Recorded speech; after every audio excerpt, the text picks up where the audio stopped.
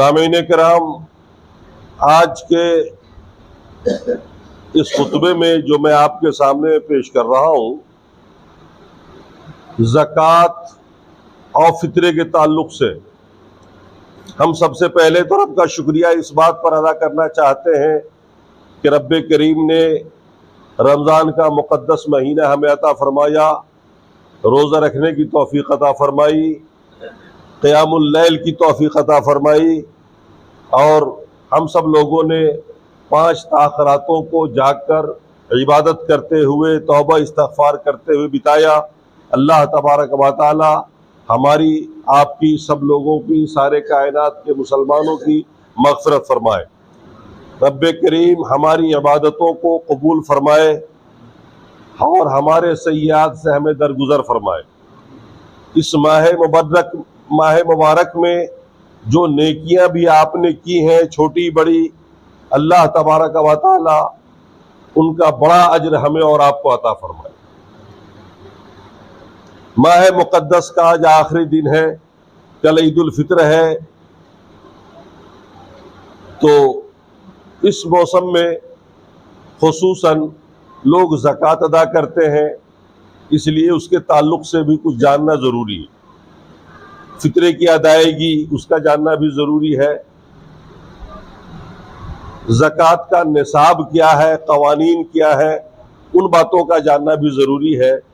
इसलिए मैंने सोचा इस आखिरी खुतबे में उन्हीं बातों को आपके सामने पेश करें।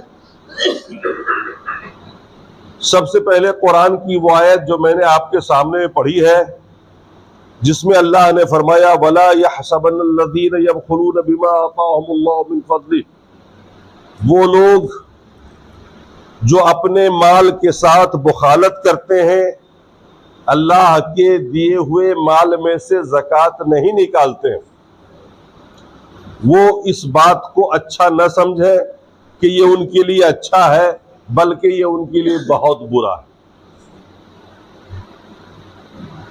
जो लोग माल रखते हैं और उस माल में से ज़कात नहीं निकालते, वो अपने इस फ़ेल को अच्छा न समझे, ये उनके लिए बहुत बुरा होगा। अल्लाह ने फरमाया, अनकरीब उसका माल तौक बनाकर उसके गले में ही लपेट दिया जाएगा क़यामत में। जिस माल के साथ उसने बुखालत की है अल्लाह की राह में खर्च करने में, वो माल उसके गर्दन में लपेट दिया जाएगा। वलिल्लाहि मीरासुस समावाति वल अर्द, जमीनों आसमान का मालिक सिर्फ अल्लाह है। वल्लाहु बिमा तामलून खबीर, और अल्लाह तुम्हारे किए से गाफिल नहीं है, वो सब जानता है। अल्लाह के रसूल ने जो हदीस इरशाद फरमाया इसी के ताल्लुक से, उसमें इस बात की और वजाहत हो जाती है। अल्लाह के रसूल ने फरमाया, मन आताहुल्लाहु मालन, अल्लाह ताला ने जिसे माल दिया, फलम युअद्दि ज़कातहु, और उसने उस माल का ज़कात अदा नहीं किया,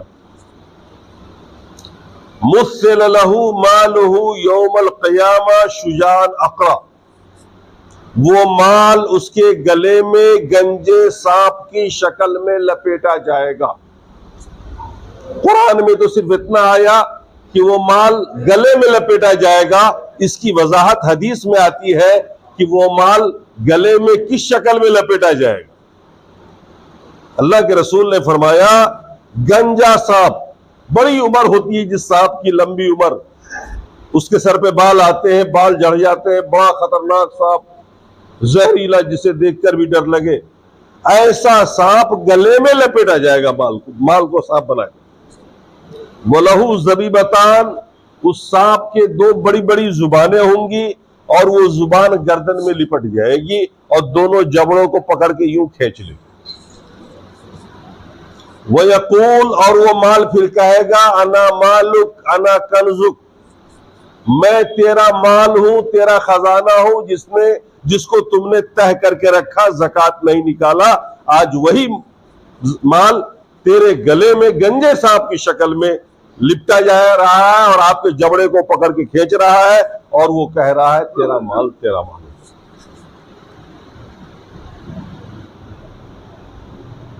हमें और आपको बड़ा अफसोस होता होगा माल में से निकालने में। बहुत मेहनत से आपने कमा रखा है, जाहिर सी बात है उसमें से निकालने में बड़ी परेशानी होती है, बड़ा माया लगता, बड़ी मेहनत से कमाई। लेकिन अगर आप उस अंदाज में सोचना शुरू करें जिस अंदाज में अल्लाह ने आपको हुक्म दिया है, तो कतई आपको भारी नहीं लगे। ये जो माल है ना, माल, हुसूल माल और इसकी मिल्कियत, एक है माल हासिल करना और एक है उस माल का मालिक बन जाना। ये दो अलग अलग चीजें। आप खूब सारा पैसा हासिल करके ले आवे लेकिन आप मालिक ना हो तो जाहिर सी बात है उस माल के लिए आप कोशिश भी नहीं करेंगे कि क्या फायदा, इतनी मेहनत से कमा के लेके आए और हम मालिक ही नहीं हुए, इसके कोई और मालिक बन गया। माल का मालिक कौन है इस दुनिया में? जमीन जायदाद, मकान, बिल्डिंग, सोना चांदी, पैसा, इसका मालिक कौन है? किसको होना चाहिए? आप सोचिए, आपको होना चाहिए जो आपने कमाया है, या इस माल का मालिक कोई और है? आप जब सोचेंगे कि यह माल मेरा है, मैंने कमाया है, मैं इसका मालिक बनूंगा, तो लामोहला आपको अफसोस होगा, आपको लगेगा वो आपका माल। इस दुनिया में तीन तरह के नजरिए पाए जाते हैं माल के ताल्लुक से। माल के मिल्कियत के ताल्लुक से दुनिया में तीन किस्म के नजरिए हैं। एक नजरिया है आलमी कांग्रेस का, जिसके अगुवाई अमेरिका, इंग्लैंड वगैरह करते हैं। इनका नजरिया है कि माल जो भी है उसका होगा माल जिसने कमाया, चाहे वो जहां से कमा के लाए, वो है उस माल का मालिक। जिस तरह भी कमा ले, वो चोरी से कमा ले, डकैती से कमा ले, स्मगलिंग से कमा ले, जुआ सट्टा से कमा ले, जो माल कमाएगा माल का मालिक वो है और खर्चा करने का इख्तियार भी उसी के पास, फिर वो जैसे चाहे खर्चा करे। आज आप देखते हैं इस देश में और लगभग दुनिया के बेशतर ममालिक में यही नजरिया चल रहा है और इसी की लड़ाई है कम्युनिस्ट ब्लॉक से। आज आपके सामने इसी हिंदुस्तान के वाकयात आप सुनते होंगे। नंबर 2 का धनवान बन गया, माल कैसे कमाया, कहां से आ रहा है अता पता नहीं है, 20,000 करोड़ किधर से आ रहे हैं, ये सवाल तो उठते हैं ना। आज खोजा जा रहा है माल का मालिक कौन है, लेकिन वो मिल नहीं रहा, लेकिन माल का मालिक वही बना हुआ। ये नजरिया अमेरिका ने निकाला था और इसी नजरिए की बुराई ये है कि आज आदमी हर तरह से माल कमाने की कोशिश करता है, जायज नाजायज हर तरीके से माल लाता है अपने घर में और शादी ब्याह के मौके पर जिस तरह चाहता है फजूल खर्चियां करता। वो उसी भूखा मर रहा है, लेकिन वहां दावतों में खाने फेंके जा रहे हैं। रियाकारियां होती है, दिखावा होता है। ये इसलिए इस नजरिए वालों ने यह समझा कि माल हमने कमाया है, माल हमारा। और इसी के रद्द अमल के तौर पर एक दूसरा नजरिया उभरा कम्युनिस्टों का, जिसने कहा था कि माल का कोई मालिक नहीं है, मुल्क मालिक है, देश मालिक है, पूरी कौम मालिक है। इश्तराकी नजरिए, जिसको आपने सुना होगा ना, कम्युनिस्ट ब्लॉक। इश्तराकी, हम सब मुश्तरक है इस माल में, हर आदमी माल कमाकर एक जगह जमा करेगा, सारे लोग जरूरत के लिहाज से उससे फायदा उठाएंगे, सारा माल का मालिक देश होगा, आप कोई मालिक नहीं। चाइना कम्युनिस्ट, रशिया और इसके साथ 33 ममालिक इसी तरह के बन गए, जिनकी है तस्वुर ये था, कानून ये था कि माल का मालिक कोई नहीं, सारा माल देश का, कौम का, सारे लोग मुश्तरक है। इसका भी नुकसान हुआ। जब आदमी माल का उसके पास होगा नहीं, वो खर्चा कर नहीं सकता, तो कमाएगा क्यों? यही वजह है कि चाइना गरीब हो गया, रशिया गरीब हो गया और बाकी सारे ममालिक इस नजरिए को छोड़कर अमेरिका से जा मिले। इस्लाम का अपना एक नजरिया है माल के ताल्लुक से। इस्लाम कहता है कि माल का मालिक ना आप हो ना कौम है, माल का मालिक वो है जिसने माल को पैदा किया। जमीन को आपने पैदा तो नहीं किया ना, अब मालिक कैसे बन जाएंगे? सोना चांदी को आपने पैदा नहीं किया ना, अब मालिक कैसे बन गए? जिस चीज को आप पैदा करेंगे, जिसकी तख्लीक आप करेंगे, आप उसके मालिक बन सकते हैं। और तख्लीक करने की सलाहियत आप में है नहीं, खालिक वो अकेला है। आप तो गेहूं का एक दाना नहीं बना सकते, मकई का एक दाना नहीं बना सकते, आप कुछ बना ही नहीं सकते। आप तो अल्लाह के बनाए हुए लोहा को तोड़ फोड़ के उसका पुर्जा बना के गाड़ी बना सकते हैं। वो दिमाग भी अल्लाह ने दिया हुआ है, आपका अपना कुछ नहीं है। आप गाड़ी बना ले, ट्रक बना ले, 4 चक्का कार बना ले, ये सब आपका इसमें मैटर लगा क्या है? इसमें जो कुछ भी है वो सब अल्लाह का पैदा करता है। आप मालिक नहीं है, आप अमीन है। इसी बात की तरफ अल्लाह ने इस आयत में इशारा फरमाया, वलिल्लाहि मीरासुस समावाति वल अर्द। जमीन और आसमान की मिल्कियत, बादशाहत अल्लाह के पास, मालिक वो है। मकान आपके पास है, आप मालिक नहीं हो, आप अमीन हो। दौलत आपके पास है, अल्लाह ने दे रखी है, अमानत है आपके पास। मालिक तो वो है जिसने दिया है। आपके पास जमीन जायदाद है, मालिक वो है जिसने पैदा किया। आप अमीन हो, अमानत है आपके पास। अब कोई शख्स आपको अमानत दे दे 1 लाख 2 लाख रुपए रखने को, कि भाई इसको अमानत के तौर पे आप रख लो, और फिर वो आदमी आपको टेलीफोन करे कि उस पैसे में से इतने 1000 रुपए फलां को दे दो, तो आपको देने में कोई परेशानी होगी, कोई अफसोस होगा? माल तो आपका है ही नहीं। जिसका है वो हुक्म दे रहा है कि 2.5% निकाल करके हमारे फला बंदे को पहुंचा दो, फला भूखा मर रहा है, फला के पास कपड़े नहीं, फला बीमार है। आपको परेशानी क्या है? माल तो उसका है, माल उसका है, आप अमीन है। यह है इस्लाम की सोच, इस्लाम की फिक्र। इस्लाम इस अंदाज में नहीं सोचता कि माल जैसे चाहो जल ले आओ घर में। अल्लाह तो आपसे इसका भी हिसाब लेगा कि माल आपने कमाया तो कैसे कमाया, उसमें जायज तरीके को मलहूज रखा कि नहीं, नाजायज तरीके से माल तो नहीं लेके आए घर में। और खर्च किया आपने तो किस रास्ते में किया, अल्लाह ताला उसका भी आपसे हिसाब लेगा। अगर आपने 2 रुपए नाजायज खर्चा किए हैं, जेब से आपके 2 रुपए निकले हैं और आपने नाजायज खर्चा कर दिया, अल्लाह उसका भी हिसाब लेगा कि आप अल्लाह के माल को जाय कर रहे हो, रियाकारी कर रहे हो, लुटा रहे हो, फेंक रहे हो, दिखावा कर रहे हो। आपकी आमद का भी हिसाब होना है वहां, और आपके खर्च का भी हिसाब होना है। माल आए आपके पास तो जायज तरीके से आए, और खर्च भी हो तो जायज तरीके से हो। मैं एक बार कलकत्ता के सफर पे था, एक बड़े आलिम मेरे साथ थे और वही मुझको ले गए थे, सारा खर्चा उन्हीं का था। दावती प्रोग्राम था, उन्होंने कहा कि टिकट सारा खर्चा आपका मेरा। कलकत्ता पहुंचे, रुके 2 दिन, वहां खाए पिए, हर जगह बिल वो दे रहे थे। मेरे जी में आया पान खाऊं। मैंने कहा शेख चलिए पान खाते हैं। और जैसे ही मैंने पान में कहा कि तंबाकू डालना, शेख ने अपना हाथ खींच लिया, कहा मैं पैसे नहीं दूंगा। मैंने कहा भाई 1000 रुपया आपने अब तक खर्च कर डाले, एक पान खिलाने पर आप कह रहे मैं नहीं दूंगा। कहने लगे आप तंबाकू खा रहे हैं, ये फजूल खर्ची है, मैं अल्लाह को क्या हिसाब दूंगा। ये आप अपना दीजिए, आप समझिएगा रब से। खाना जितना खाइए, जो पीना है पी लीजिए, ये सब मैं देता रहूंगा, जायज खर्चा।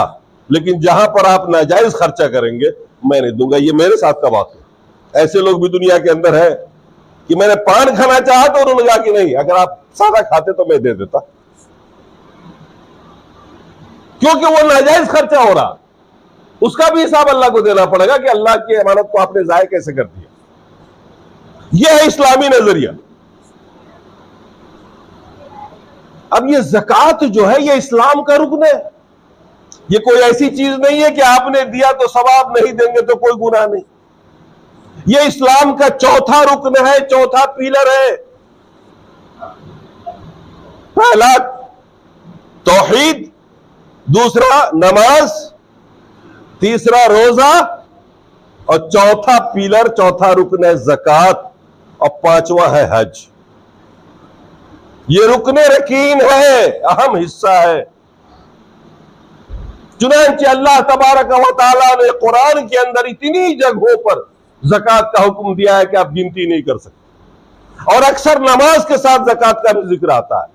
अक़ीमुस्सलाह व आतुज़्ज़काह व अतीउर रसूल लअल्लकुम तुरहमून। एक आयत में अल्लाह कहता है नमाज कायम करो, ज़कात दो, रसूल की इताअत करो, अल्लाह तेरे ऊपर रहम करेगा। ये तीनों चीजें फर्ज हुई एक आयत से। लेकिन देखिए, नमाज की पाबंदी हम कर लेते हैं, ज़कात की पाबंदी हम नहीं कर पाते हैं, रसूल की इताअत की पाबंदी नहीं कर पाते हैं, जबकि इसी आयत में तीनों चीजें फर्ज की गई। इताअत रसूल भी फर्ज है।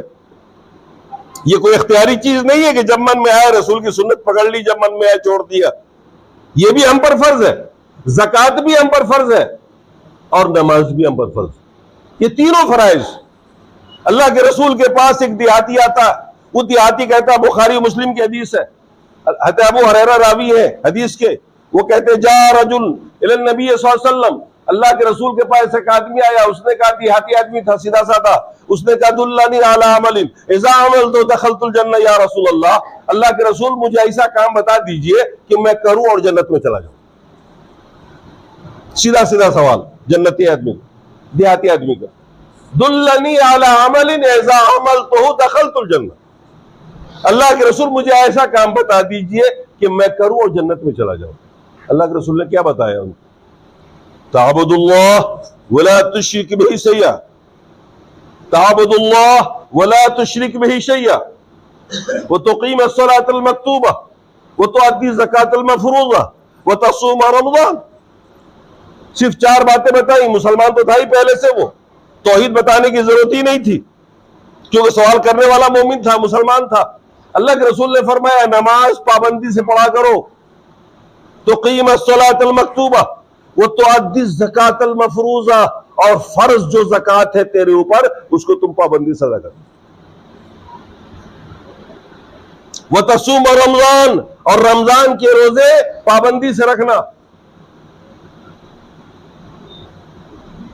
अल्लाह के रसूल ने इन्हीं चीजों का नाम गिना है, ताबुदुल्लाह वला तुश्रिक बिही शैया। नंबर 1, अल्लाह की इबादत करते रहना और उसकी इबादत में किसी को शरीक मत करना, यानी शिर्क नहीं करना। नंबर 2, नमाज कायम करना। नंबर 3, ज़कात देना। नंबर 4, रमजान का रोजा रखना।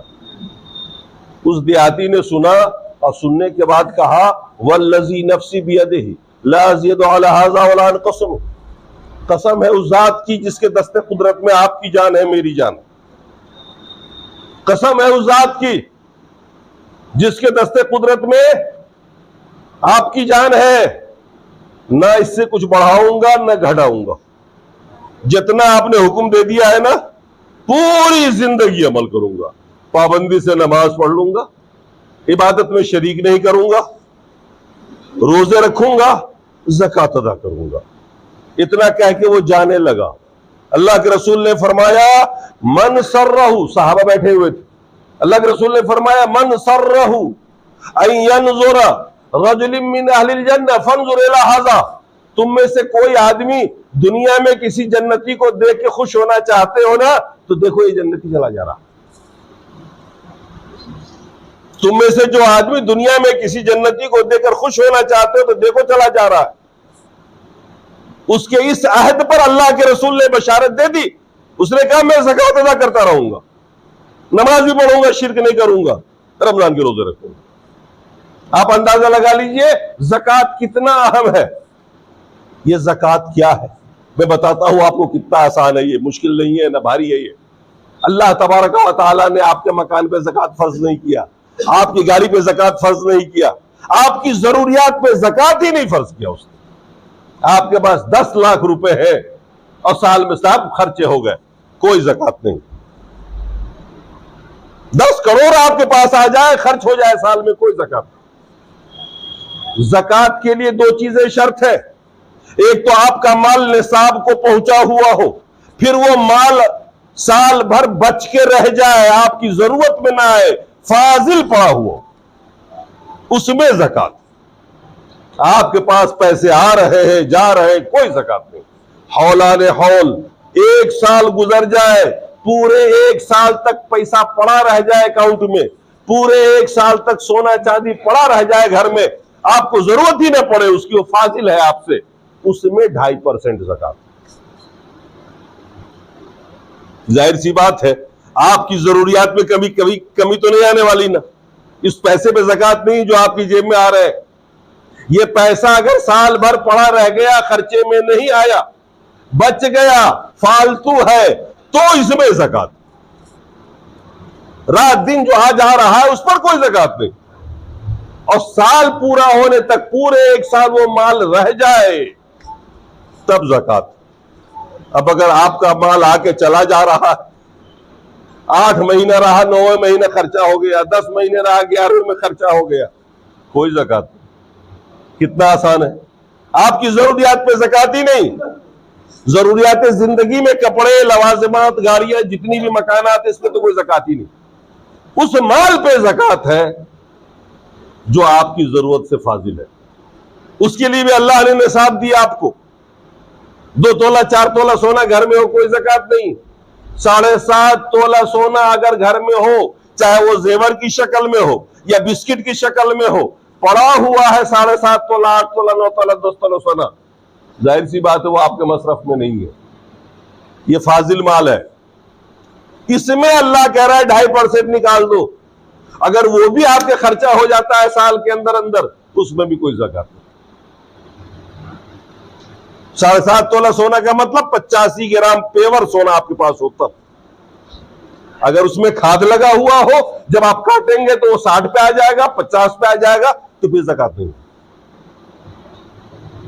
इसी तरीके से 52.5 तोला चांदी अगर आपके पास पड़ा रह गया, आपकी जरूरत से फाजिल है, वो आपके इस्तेमाल ही में नहीं है, जो लगभग 652 ग्राम के बराबर आता है, खा वो जेवर की शक्ल में हो, खा वो बिस्किट की शक्ल में पड़ा हुआ हो, और ये साल भर पड़ा रह जाए, उसकी जरूरत न पड़े आप, तब जाकर उस पर 2.5% ज़कात। साल बीतने के बाद कहां बारी है? ज़कात तो उस माल पे है जो आपकी जरूरत से फाजिल है, आपकी जरूरियात पे है ही नहीं ज़कात। अगर आप किसान हैं, खेती करते हैं, उसका भी निसाब है। अगर 20 मन अनाज आपके घर में आता है तब तो ज़कात होगा। अगर 10 मन अनाज आपके घर में आया तो कोई ज़कात नहीं है, क्योंकि अल्लाह जानता है 20 मन से नीचे खुद आपकी जरूरती के लिए वो आपके साल भर ही खर्चा होगा। उससे फाजिल होता 100 मन 200 मन हो जाता, 20 मन के बाद 25 30 40 मन हो जाता, टोटली पे ज़कात होता। सोना और चांदी में 2.5% ज़कात है। 100 में 2.5 रुपए कोई बहुत बड़ी अमाउंट नहीं है। इसी तरह से नकदी अगर आपके पास है, नकद रुपए, तो आप देख लीजिए 52.5 तोला चांदी के बराबर अगर वो पैसा पड़ा हुआ है बैंक में या घर में, जो आपके इस्तेमाल में नहीं है, पड़ा हुआ है, साल भर जरूरत ही नहीं पड़ी आपकी, तो उसमें ज़कात होगा। आता गया, खर्च होता गया, फिर आया, फिर गया, कोई ज़कात नहीं। इसमें हौलाने हौल शर्त है, पूरा साल बीत जाना चाहिए। खेती बाड़ी के अंदर जैसे फसल आपके घर में आ जाए और निसाब को पहुंच जाए, तो उसमें 10वां हिस्सा या 20वां हिस्सा फर्ज होता है। 10वां हिस्सा का मतलब 10 मन में 1 मन।